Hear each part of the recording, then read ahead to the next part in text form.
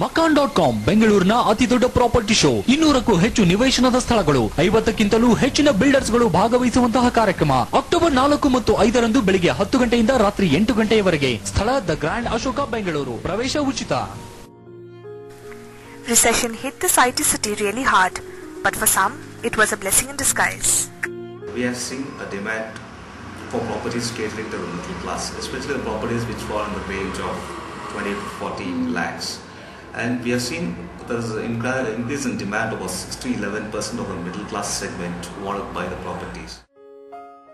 It seems to be the right time to buy a flat or maybe two, but only if one can afford. Market prices have dropped and freebies have been added. The real estate picture in Bangalore city must be booming. However, there are certain minuses as well that are to be dealt by the builders. Properties which are under completion stages or properties which are already completed. Some people are really apprehensive about buying properties. Now they are waiting for a further slash in prices. They need a reassurance from the builders. They don't want to be taken for a ride. The period just after recession, however, sees hope. People thought like how to spend their money in the real estate like during after recession. It has got a growth of up to 10 to 13%. The recession has been a real blessing in disguise to me because when I actually decided to buy a property, for my parents, the price of the property itself hit me.